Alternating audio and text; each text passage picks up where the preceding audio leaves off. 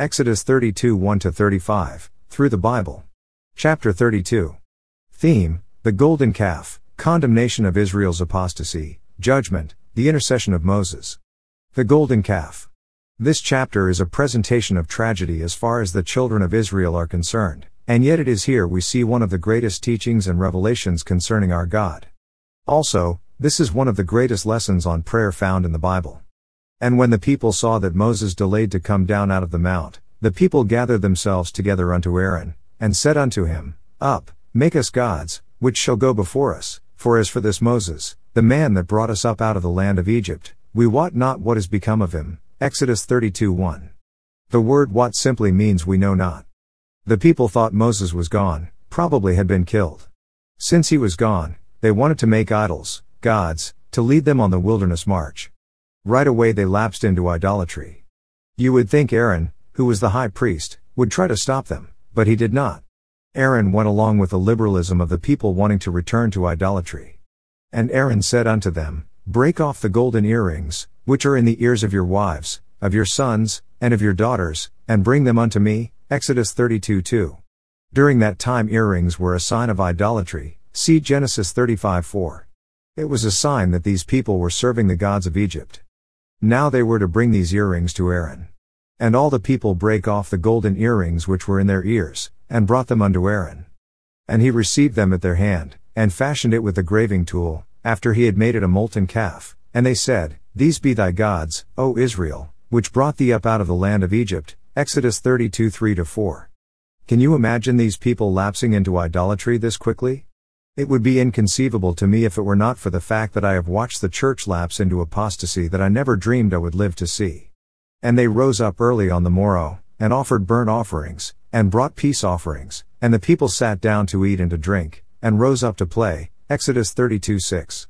Gross immorality was involved here. They have already departed from God after they had told him that they would keep all of his commandments. As you can see, they are not keeping any of them. All this time Moses is on the mountain receiving the law, the instructions, and the blueprint for the tabernacle. Condemnation of Israel's apostasy. And the Lord said unto Moses, Go, get thee down, for thy people, which thou broughtest out of the land of Egypt, have corrupted themselves, they have turned aside quickly out of the way which I commanded them, they have made them a molten calf, and have worshipped it, and have sacrificed thereunto, and said, These be thy gods, O Israel, which have brought thee up out of the land of Egypt. Exodus 32:7-8. God did not redeem Israel because they were superior, greater, or better than any other nation. They were none of these things. God said, I knew you were a stiff-necked people. And the Lord said unto Moses, I have seen this people, and, behold, it is a stiff-necked people. Now therefore let me alone, that my wrath may wax hot against them, and that I may consume them, and I will make of thee a great nation. Exodus 32:9-10. This was a real temptation to Moses. God is saying, Moses, I will use you like I used Abraham, and I will make of you a great nation, and I will still be able to make good my covenant with Abraham. Now notice what Moses does. He is an example of one of the greatest prayers in all of Scripture. And Moses besought the Lord his God, and said, Lord, why doth thy wrath wax hot against thy people, which thou hast brought forth out of the land of Egypt with great power, and with a mighty hand? Exodus 32:11. God asks Moses to remember. God says, Moses, get thee down, for thy people that thou hast brought forth out of the land of Egypt have corrupted themselves. Now Moses really talks back to God. There is none of this pious piffle that you hear today in so many prayers.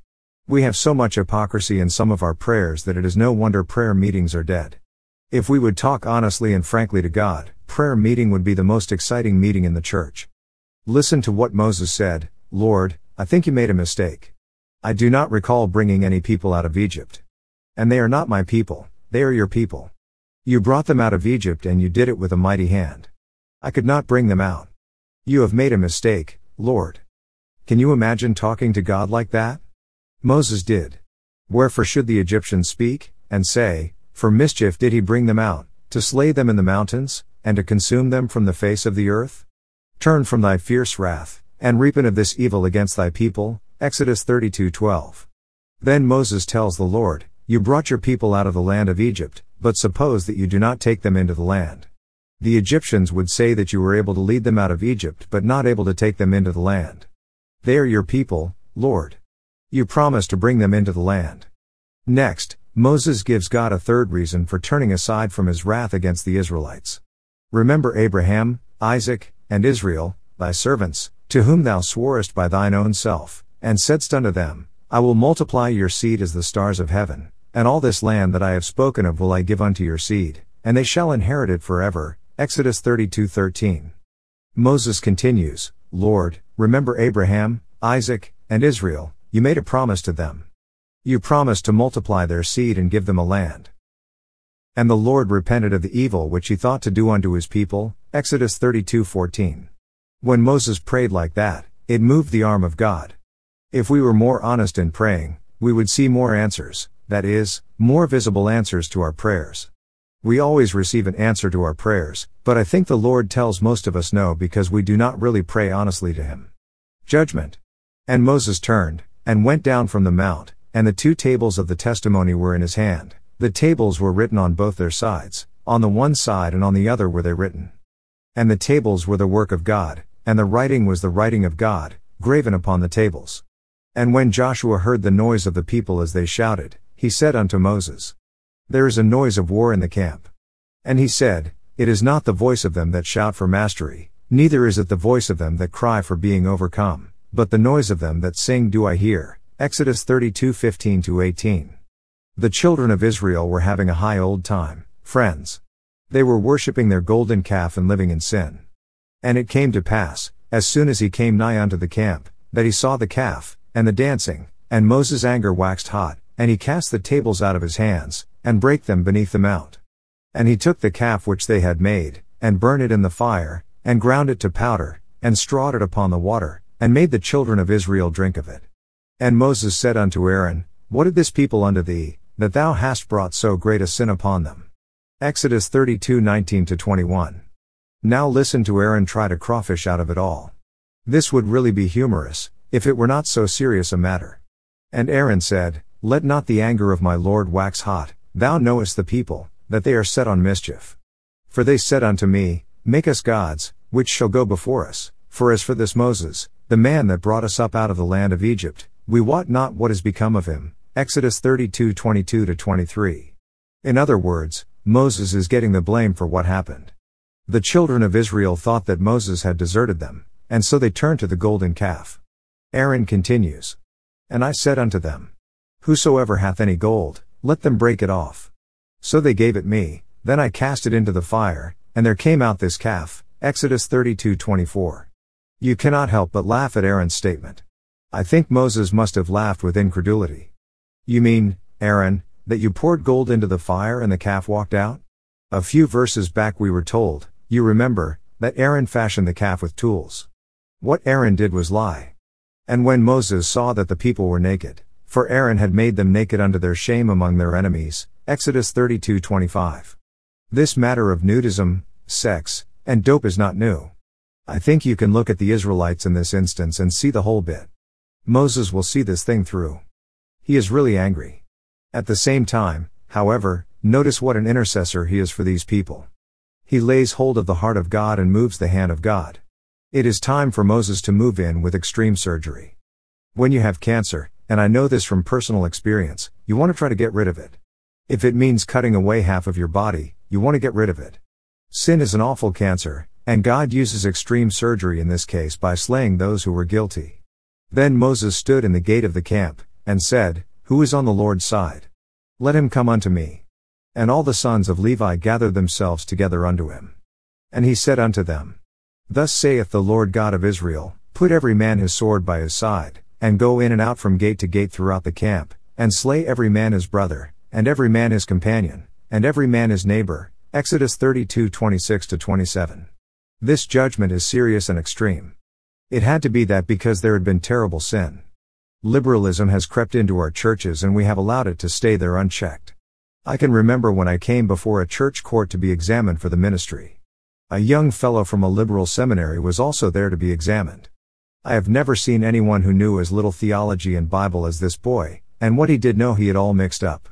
It was clear that he had little knowledge and no faith. He could never even explain the great doctrines of the faith. In fact, one man very patiently said to him, Well, If you don't believe it, at least you ought to know what you don't believe. But he didn't. Then one old man who knew this boy's father, said, "This boy's father was a great preacher in the past. He was sound in the faith, and I know that one day this boy will come around and will get straightened out." It was not unanimous, but the council accepted him. It made me sick at heart to be brought in at the same time with a fellow who did not believe anything at all. The way this council handled the situation is not the way Moses would have handled it. He would not have drawn a sword and slain the fellow, but he would not have accepted him as a preacher. He would have given that boy a Bible and told him to go to Bible school, learn a little Bible, and then come back and he could be examined again and see if he was fit for the ministry. Because of similar actions by other councils, liberalism has come into the organized church and has taken over. You cannot compromise with sin. Someone has said, compromise is immoral, and it is especially immoral in the church. Moses did not do a very good job of compromising. He used extreme surgery. And the children of Levi did according to the word of Moses, and there fell of the people that day about 3,000 men, Exodus 32:28. Those that were guilty were slain, and that cleaned up the camp pretty well. Many people are apt to say that this was brutal. Look at it this way. Was it better to cut out the cancer now and save the nation, or let the cancer grow and destroy the nation? Think of the men, women, and children in the camp who were not guilty. If the men who had led Israel into idolatry had been allowed to live, the nation would never have entered the promised land. That, of course, is what is happening in the church in many places. I see church after church lose its importance and its influence and become useless because it allowed liberalism to creep in. We are soft and sentimental and silly. Sometimes we are even stupid in the way we handle evil. The intercession of Moses. And it came to pass on the morrow, that Moses said unto the people, Ye have sinned a great sin, and now I will go up unto the Lord, peradventure I shall make an atonement for your sin. Exodus 32:30. An atonement covered up sin. That is the way sin was handled before Jesus Christ came to earth and died on the cross. After the cross, sin is removed. Now Moses gives his fourth reason for taking the children of Israel into the promised land. And Moses returned unto the Lord, and said, Oh, this people have sinned a great sin, and have made them gods of gold. Exodus 32:31. What is this? Confession. If you want to get along with God, you will have to agree with him about sin. Sin is sin and it must be confessed. It does not matter who you are, either. These are God's chosen people, the children of Israel, and Moses says, We have sinned. Israel had sinned a great sin and made gods of gold. Moses spelled out the sin before God.